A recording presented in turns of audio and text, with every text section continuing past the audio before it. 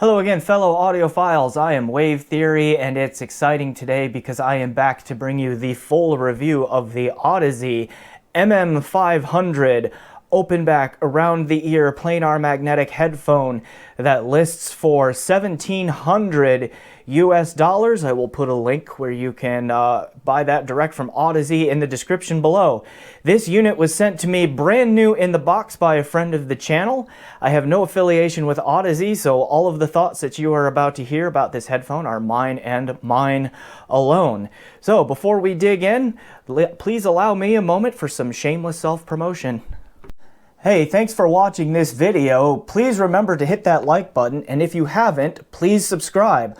Also, I have a Patreon set up so that you can help support me on a monthly basis, and I've set up a PayPal donation so that you can help me out in that way too if a monthly subscription does not make sense for you.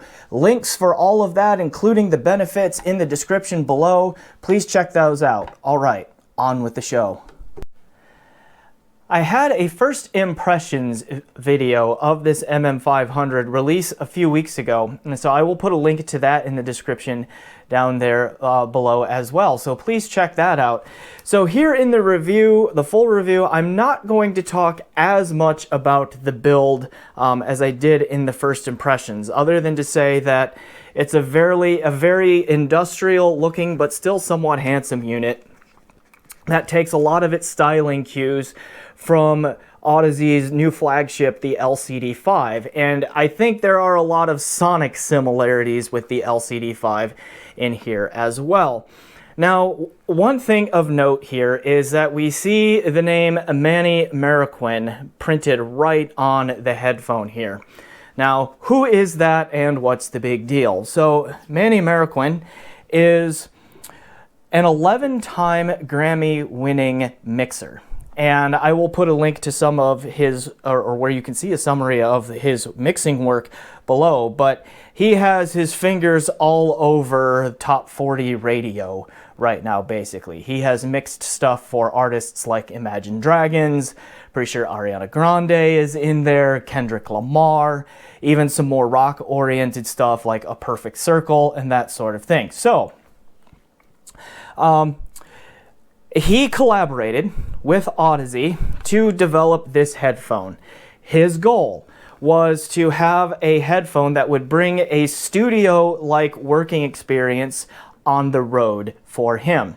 He claims that Audeze delivered with this headphone. And now normally I do not watch reviews or anything like that of a piece that I'm working on a review for or can reasonably expect to be reviewing in the near future, because I want my thoughts to be delivered to you uncolored. I maintained that here, not looking at reviews of this before, but I did watch a couple of videos where Marroquin talks about what his goals are for this thing and how well he thinks they pulled that off, just to get some context about the kind of thing that they were going for here. So this really is designed and inspired by a professional audio person, and a very successful one at that, to be marketed and used by the same kind of person. Now here's the thing. For this review, I'm not going to worry about that. I am really going to just be focusing on what this thing does as a listening experience for the end user. All right, so if you are here to learn about this headphone for pro audio use, this is probably not the video for you, okay? Sorry about that. That's just how it is. That's the way this channel is. So I'm going to be evaluating this piece on its own as an end user listening experience and how it stacks up in that way. All right, so let's dive in on that. So just real quick on the other build nature here. I do want to come back to comfort, because I mentioned in my first impressions video that the clamp of the headband here is pretty hard, but it is well balanced out by the really soft nature of these cushions. I mean, they really can compress a long way, and they are like remarkably soft. Okay, I have played with a lot of headphones these days, and these really stand out to me as being among the softest I have ever experienced using from a brand new out of the box unit. Okay, so for someone with my physical head size here, I think the comfort is pretty good. The hard clamp is balanced out by the softness of the pads and how much they compress on the side there, and that gives pretty good seal even around my glasses. I noticed relatively little change sonically with glasses on or off with this headphone. Okay, and so combine that with the mass of 495 grams, which is on the lower side for an Audeze headphone, and I did not have any long-term comfort issues with this. However, I can see that if you have a larger head, okay, and the more you ask this headband to stretch, even if you do this head size adjustment with these little bug antenna kind of like looking things on the sides here, like, the larger your head gets, I can see how comfort may become an issue in that situation with the extra stretch, okay, and extra flexure of the headband there. So that is something to keep in mind. All right, classic Audeze dual 4-pin mini XLR input.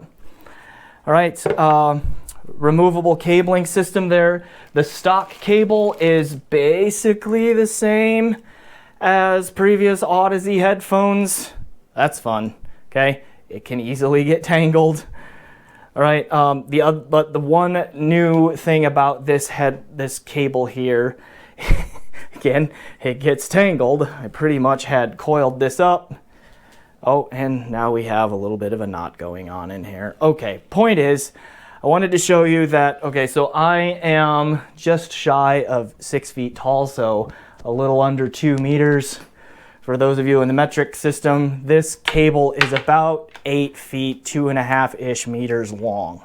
Okay, it is a little on the longer side, and again, I think that reflects the fact that this is a pro audio designed product, and so if you're in a room with a large table-sized mixing console, the longer cable could be helpful.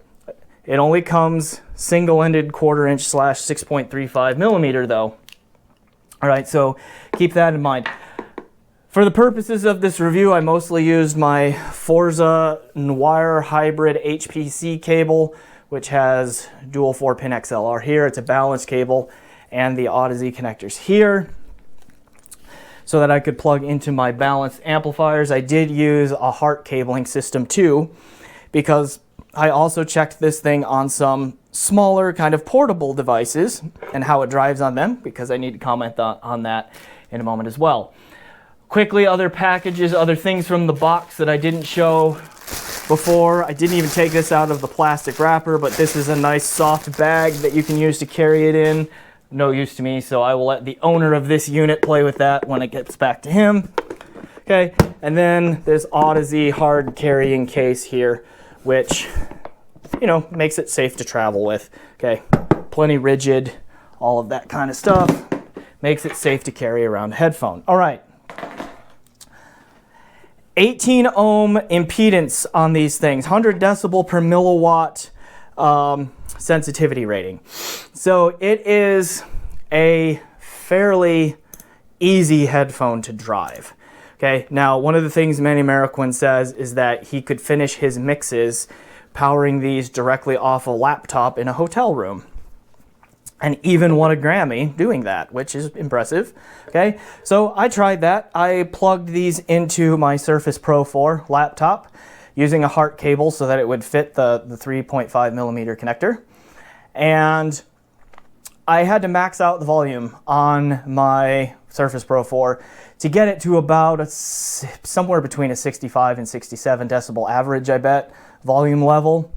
Likewise, I tried my Amazon Kindle Fire tablet. It's the 8-inch variant, I think, or is it the 10? I don't know, somewhere in there. Point is, I tried to power it directly off of there. Same thing, had to max it out, and it got loud enough to be usable, but like not what would be anywhere near my critical listening level of 72 to 75 dB. Okay, so that, but Radzone Ear Studio 100 powered this just fine, particularly from its 2.5mm TRRS balanced output. FIO M11 Plus DAP handles this just fine. Canon N6 Mark II DAP handles this just fine. Cord Hugo 2 definitely handled this just fine as far as power requirements and drivability go. All right, so if you need to use this on the go, I wouldn't use it outside because it's open back and you have thin planar magnetic drivers in here. Okay, but if you need to use it on the go, you can with a modest portable amplifier and you should be okay. I saw in one of the videos that I will link to down below that Marroquin uses a Mac laptop of some sort. Maybe Mac laptops have a little bit more powerful headphone output. Wouldn't surprise me. But even so, I think I would still recommend, if you're going to use it, at least have a nice dongle DAC on hand, like a Dragonfly Cobalt, or there's a number of them out there. Something like that to get a little bit more out of these. Okay. Yeah, so let's go ahead and move on to sound. So I will list my test gear here. Primarily, I mentioned those portable devices that I use. Mostly that was not for critical listening other than just check drivability. So for most of my critical listening, I used my Shit Bifrost 2/64, feeding my Lake People G111 amplifier, or I used my Berkeley Alpha Series 2 DAC, which is fed by a Singer SU2 USB bridge, AES connection between those two, and then a balanced XLR connection to my Violectric HPA V281 headphone amp, and a little bit on the SPL Phonitor X, which I am also working on a review for. So that was the gear that I mostly listened to this with. Now, to sum up the nature of the sound here, the story of Jekyll and Hyde comes to mind here, because there are some very, very real technical strengths here that I think a lot of listeners are going to appreciate, and combine that with the improvement in comfort that this brings over Audeze's LCD line, save the LCD5, which again, this design is definitely more similar to. And you could have a headphone that's going to be very popular and very well regarded by a fairly large segment of our audiophile hobby. I think that there is a tuning issue in here that leads to some particular problems that makes this mostly unusable for me past a certain point.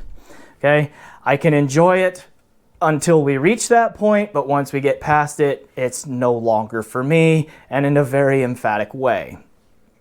Okay, so Jekyll and Hyde, let's unpack all of that. All right, now the tuning on this, I think, is the biggest contributor to the Jekyll and Hyde nature. It is a neutral mid-forward presentation. There is some extra energy, an above neutral kind of energy, and noticeably so, in the 3 kilohertz range. So the second harmonic of anything that has a fundamental near 1 kilohertz is going to be emphasized more than the fundamental and more than the other harmonics. Now that is a mixed bag, and that also matters, because do you want to know how much of the music we listen to has fundamentals near 1 kilohertz? A lot. Music kind of really lives from like the mid-hundreds into the 1.5 kilohertz range for fundamental frequencies. Like, there's a lot that goes on in there. So emphasizing the harmonics to that, particularly the second harmonic, does a couple of things. One is that it does create a, I think, mostly psychoacoustic perception of increased clarity. Some may interpret that as added mid-range detail retrieval or added mid-range resolution. I don't agree with that. I'm not saying that this is poor in resolution. It's not. okay? But I think there is, for some, they're going to say, wow, there's so much resolution in the mids here. And I think an effect that is similar to a thing we caution people not to buy into, where a treble boost is perceived as added detail. I think a similar thing is happening in the 3 kilohertz range with this headphone to a degree. Now, that's fine if you like that. That is not a bad thing for all people. Sometimes that added clarity also comes with a sense that vocals are brought more forward and are more present. And some people appreciate that kind of sound. I'm not that kind of person because I prefer my vocals and my instruments to sound like the real thing, to sound as natural as possible. And that added 3 kilohertz energy hurts the tonality to a degree that the timbre suffers to my ear through that range. Okay. Outside of that issue, there is really good Audeze bass here. Okay, so Audeze is known for really good deep extension in the bass, very linear flat response down all the way into the lowest reaches, and that's definitely here. And also with good detail retrieval and pitch definition and that sort of thing in the low end, also in here. And really good punch, just physicality to it, that macrodynamic impact, also here. Not going to hit as hard as a Fostex or a Focal, okay, but it hits like an Audeze, which is fairly impressive in its own right, okay, so that's all good. Those are all strengths here. The treble, I think, sounds fairly natural. I enjoyed the sound of cymbals on this. I did not find the treble range at all fatiguing or really objectionable in any meaningful way. Okay, so I think that is also a strength. The resolution here, so again, I don't think it is as resolving as it can come across because of that 3 kilohertz emphasis, but it is no slouch. There is a fair amount of resolution / detail retrieval here. It draws out quite a bit from the music. Now, because of that 3 kilohertz bump, it's going to emphasize things like room reverbs. And if you're listening to live performances of orchestral works and that thing, you'll hear pages turning of music books and chairs creaking and that sort of thing, which is not really part of the music. But again, if a system can resolve that kind of stuff, it can resolve some of the subtler things like texturing and all of that in the music that are part of natural instrument sounds. And good news, this can do that too. So the resolution here is like not in any way a problem. I would even label it as a strength. Okay, and so we have that. The spatial presentation, again, I would call generally a strength. For a $1,700 headphone, it seems pretty good. Now it has the Audeze-like staging, and I've described this before as Audeze headphones. Focals are like this too.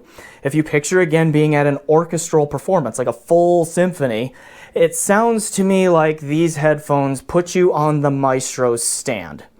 Whereas some headphones that have a more speaker-like presentation, like the Sennheiser HD800 series or the big egg-shaped hi-fi mans, and like the Meze, Elite, and Empyrean, like those kinds of things, they put you a little bit further back into the audience. Okay, so again, this is more like being on the stage on the maestro's stand. But if you like that kind of presentation, great. It creates its own kind of unique and interesting experience that can be enjoyable and even beneficial for some music, I think. Okay, but within that soundstage, there is pretty good imaging, separation, and layering in the depth dimension. So it does a pretty good job with positional effects, placing things like where they sound like they're supposed to be, and putting a fairly convincing amount of space between them, where you could say that these sound reasonably holographic, I would say. And so again, I think that is a strength. So really, there are lots of aspects of the technical abilities of this headphone that are really strong and that are going to appeal to a large number of people. And so I think it will do well in audiophile circles, and I understand why, and I certainly will not blame anyone for liking it. Okay, here's why it doesn't work for me though, and here's why I call it Jekyll and Hyde.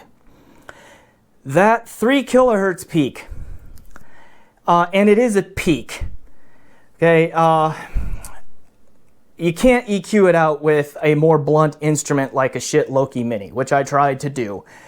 The parametric EQ, the 4-band parametric EQ on the Loki Mini, it does not have a narrow enough band to find that 3 kilohertz peak and bring it back in line where it should be, where it's not throwing off the timbre and the tonal balance through the mid-range. Okay, now there's that. I know that it's popular, and especially with Audeze, to use software EQs. I find those to be a bit of a pain in the butt, honestly, so I don't use them, and I just am not a person who enjoys EQing. I understand that many do, and that's fine. I'm just not one of those people. Okay, and so anyway, but back to the point here, that 3 kilohertz thing is a peak.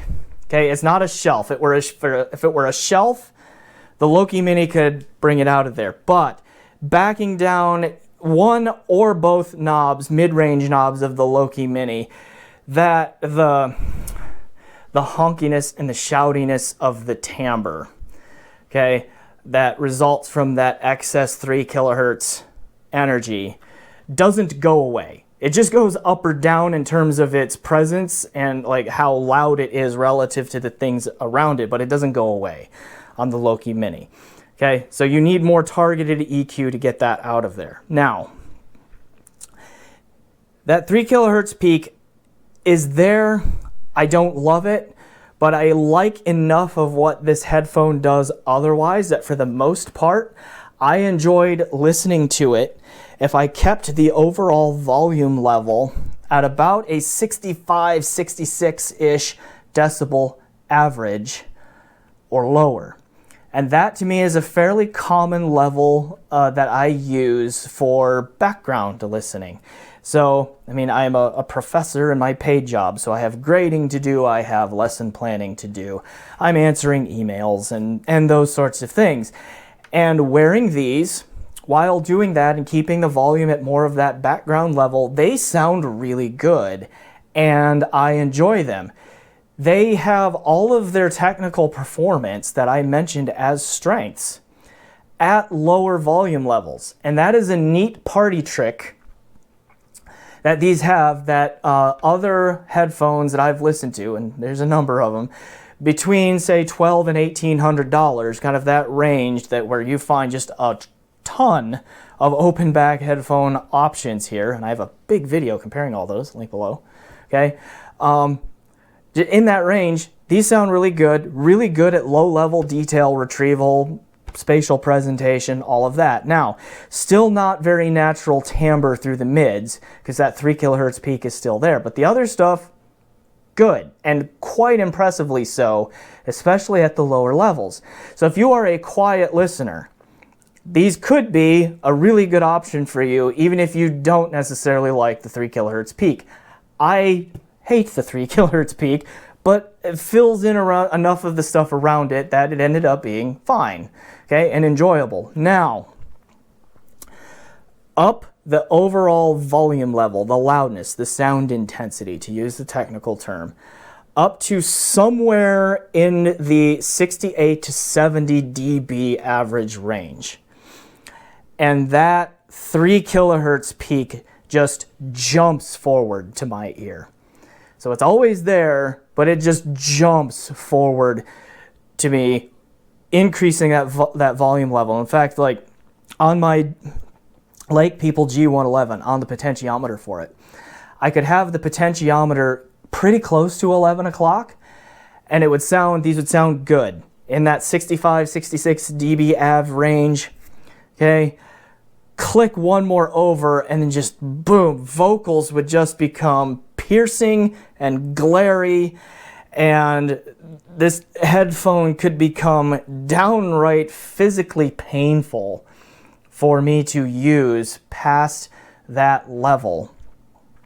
Okay, now keep the times that I would force myself to go louder and still listen to try and hear everything else. It was really hard because this past that level, that 3 kilohertz energy created a lot of mid-range glare Now, we normally associate glare with more treble frequencies, but that's definitely the effect that was happening here in the mids. Again, past, call it 70 dB average. And I normally like to do critical listening.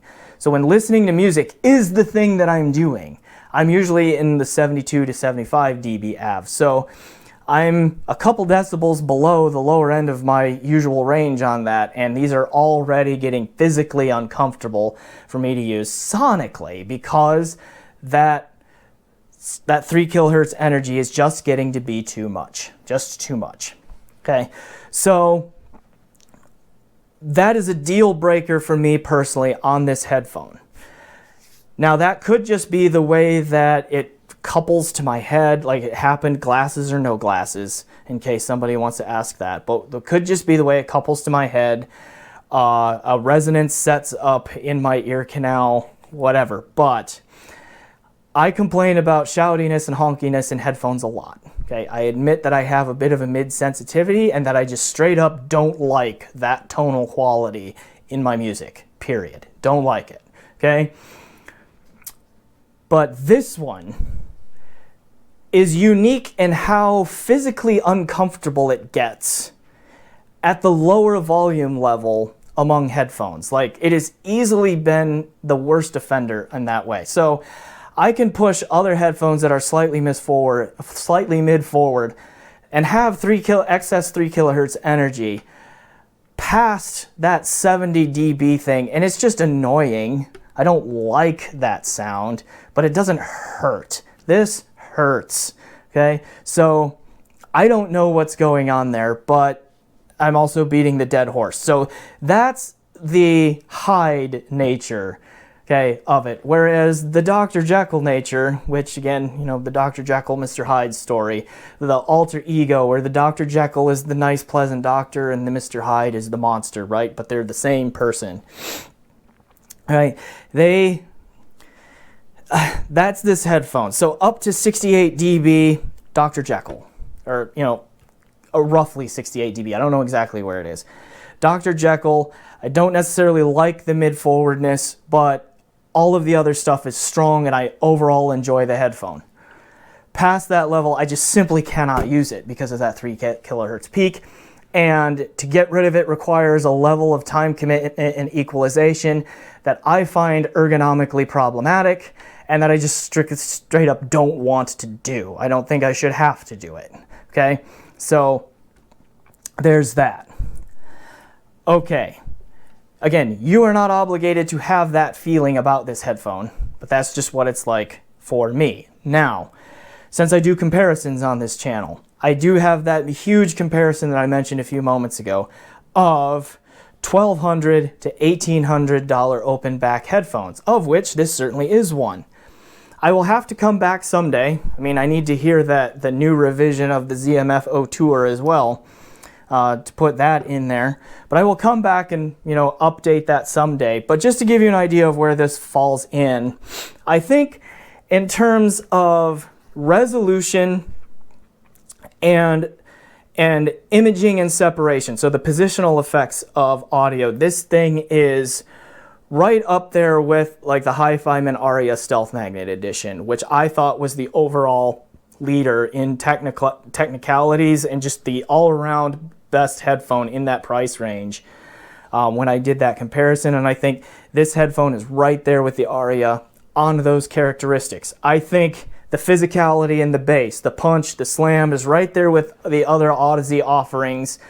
The LCD-X 2021 is the one that I had in there, which is pretty close to like a Focal Clear, not quite maybe Focal Clear level, but not far behind in terms of that physicality and all of that. Now, it doesn't do a big speaker-like soundstage like the HD800S does or the Aria does, okay? But the bubble around the head, it's not small, it's not huge, okay? But that's how it is, right? And then, like, to me, the unfortunate drawback is the timbre takes a hit. Like, I can't say that it has natural timbre through the whole range. It's not bad in the bass, it's pretty good in the treble, but that mid-range where music really lives, it does not have particularly good or natural timbre, unfortunately. And I think that's the biggest drawback to its sound. Okay. So I think I will leave it there. So again, I mean, even though it doesn't work for me, I still, again, think there are going to be a lot of people who like this, and that it's going to sell well. Okay, because it does get a lot right, and Audeze has made a dramatic improvement over most of their LCD line in terms of physical comfort, which is nothing to sneeze at. Okay, so that's all good. Just the 3 kilohertz peak in here for me is its undoing, and it affects me in adverse ways that are unique to this headphone that I have not experienced before. So that's unfortunate. But do be aware that it can happen, okay? And but either way, I don't think it's fair to say that this thing has very natural mid-range timbre. You may like the perception of clarity it brings and the vocal presence it brings, but to me that's just not natural from an objective standpoint. As close to an objective standpoint as we can get when we're talking about a subjective hobby where enjoying music is the goal anyway. All right, so thanks for watching. I am Wave Theory. Please check out my my other videos. I'll put links down below, but also check out my Patreon and my PayPal. And as always, enjoy the music.